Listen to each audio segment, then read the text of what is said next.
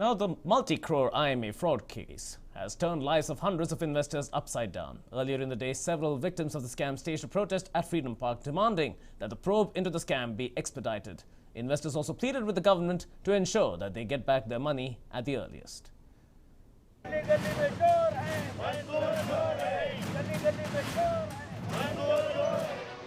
Despite the kingpin of the scam, Mohammed Mansoor Khan, being behind bars and assets worth crores being attached, there is no sign of investors getting their money back.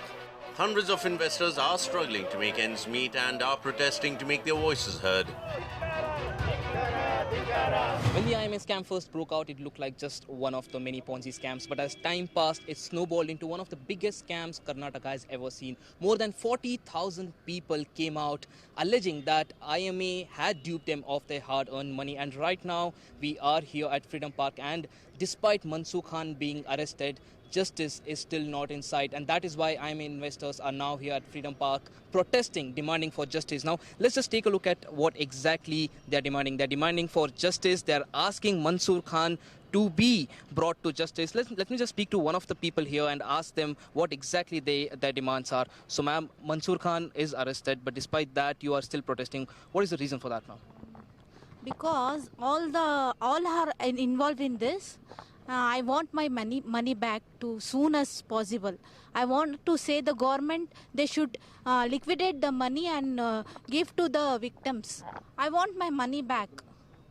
We are very poor peoples, so we want money back. They are saying they have taken the crores of monies from here and there, but nobody is telling when we'll get our money back. That I want to know.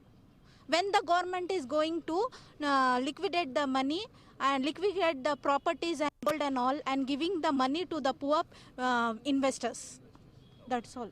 So there you have it, people clearly demanding that arrest of Mansoor Khan is just not enough, and they want the liquidation of the properties which have been seized by the investigative agencies so that their money could be returned. Now, speaking of investigative agencies, sir, investigative agencies have caught hold of Mansoor Khan and they're investigating him, they're grilling him day and night, but still, do you think justice is still far away? I'm one of the victims of IMA, Ponzi scheme. The worst case scenario that we are having here is like Sharda scam or Agri Gold. Then we also have Hinjas and Ala. And I remember 10 years ago there was QuestNet and Speak Asia and all that. The only worst case scenario that we are thinking of is just like these Ponzi scams, these are going to be brushed under the carpet. People are going to forget. Investigation will go on and on and on. After 5 years and 10 years, people will keep doing investigation. XYZ agencies, we don't trust anybody, right? So the next legal action that we are planning is with Mr. Dhananjay, who is a Supreme Court advocate. We are going to try and hire 40 advocates and fight for all the 70,000 or 95,000 investors that are there in the scam.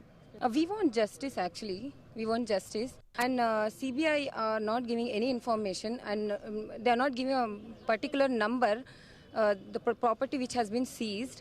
We want that property to be liquidated, and as I said before, that we want hearing every week. I have invested money as well as I have pledged gold. We want to release our gold as soon as possible.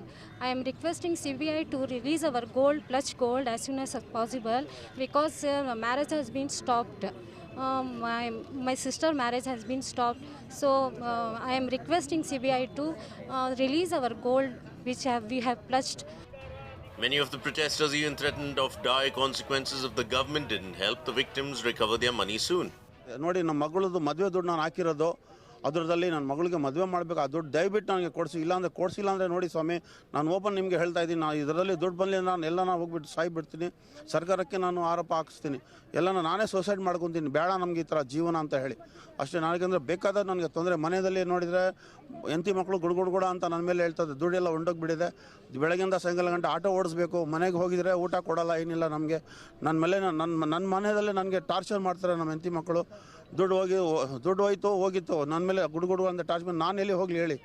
The fallout of the scam has been such that many investors who had invested their life savings in IMA have now been pauperized.